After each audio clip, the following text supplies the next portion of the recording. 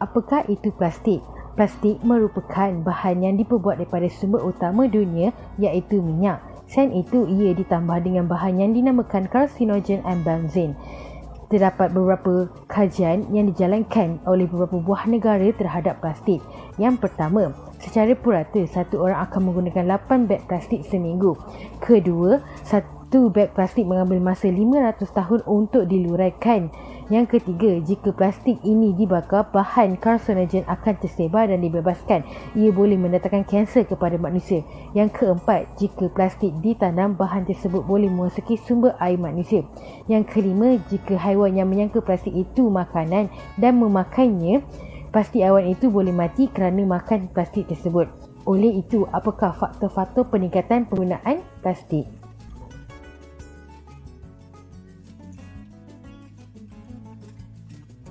Baiklah, saya ingin membincangkan tentang faktor penggunaan plastik. Baiklah, faktor yang pertama ialah frekuensi pembelian di Malaysia semakin meningkat. Dan apabila melibatkan pembelian, sudah semestinya bahan utama yang diperlukan bagi proses pembungkusan ialah plastik.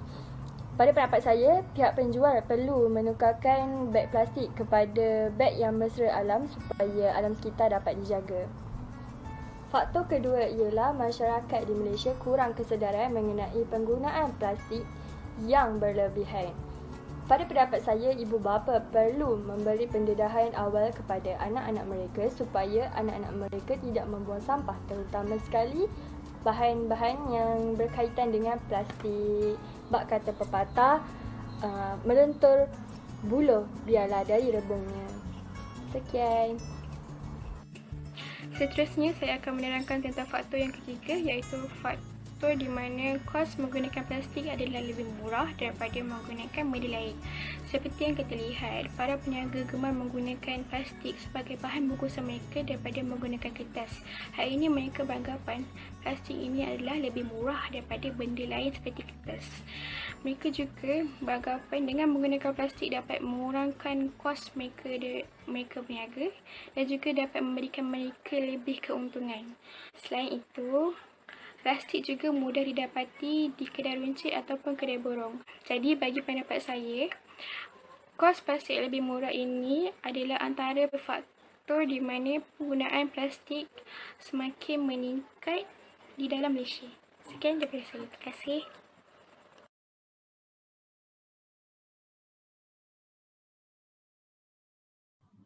Pernahkah anda terfikir bahawa ia adalah sesuatu amalan yang mustahil untuk mengurangkan penggunaan plastik, lebih-lebih lagi apabila plastik memainkan peranan penting sebagai medium untuk mengumpul sampah kerana sifatnya yang kalis air sesuai untuk mengisi segala bentuk sampah daripada barangan kering sehingga barangan basah. Carangan saya, kita perlu mencari alternatif lain supaya tidak perlu membeli plastik baharu sebagai pelapis tong sampah. Kita boleh mulakan dengan mengguna semula plastik bungkusan terpakai yang diperoleh daripada hasil membeli belah. Seterusnya, kita juga boleh menggunakan beg plastik yang berasaskan biokompos yang telah diperakui atau bahasa Inggerisnya Certified Compostable Bio-Based Bags. Beg berasaskan biokompos bermakna ia diperbuat daripada tumbuh-tumbuhan dan telah dijamin akan terlupus di bawah kondisi yang sesuai.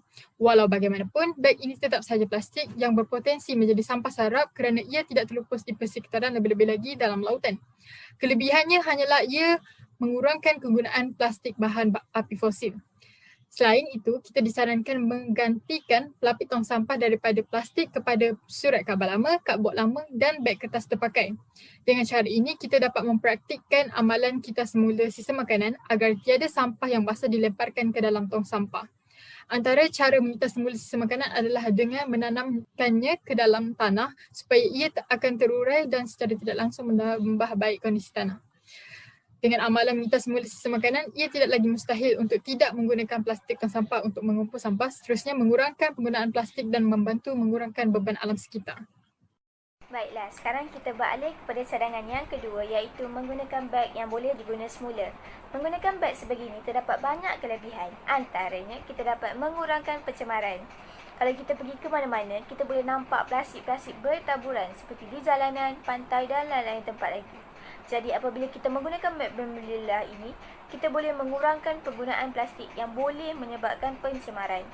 Selain itu, kita juga dapat menjimatkan wang Seperti yang kita tahu, pasaraya-pasaraya di Malaysia kini mengecas bayaran kepada sesiapa yang ingin menggunakan beg plastik pada hujung minggu.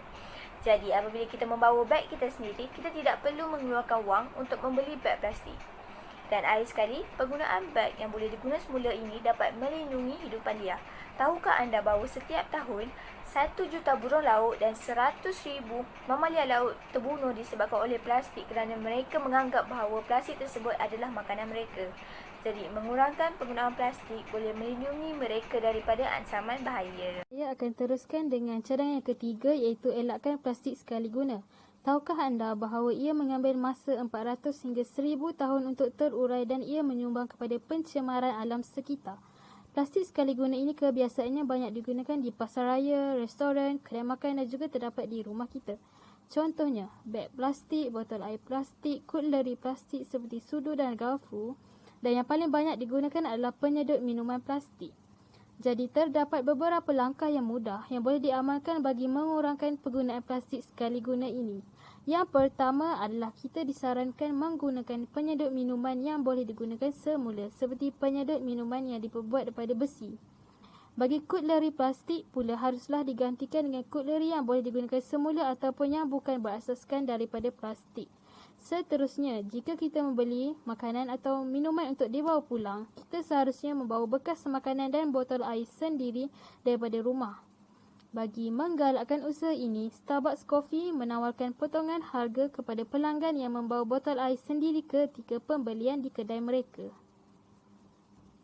Kesimpulannya, sekiranya ada alternatif lain bagi mengelakkan penggunaan plastik seperti penggunaan bekas daripada kaca dan keluli tahan karat yang boleh diguna semula atau bekas yang lebih mesra alam, maka itu adalah pilihan yang tepat. Seterusnya, kerjasama semua pihak perlu dalam mengambil usaha yang proaktif ke arah mengurangkan penggunaan plastik dalam kehidupan seharian dan bebanan plastik kepada ekosistem dan alam sekitar.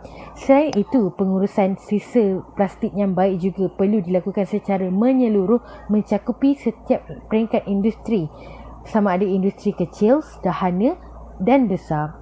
Akhir kata, usaha ini perlu diatasi oleh semua pihak selaku khalifah di atas muka bumi yang ditugaskan untuk memakmurkan bumi selari dengan firman-Nya yang bermaksud, Dialah yang menjadikan kamu daripada bahan-bahan bumi dan menghendaki kamu memakmurkannya. Surah Hud ayat 61. Sekian daripada kami. Terima kasih.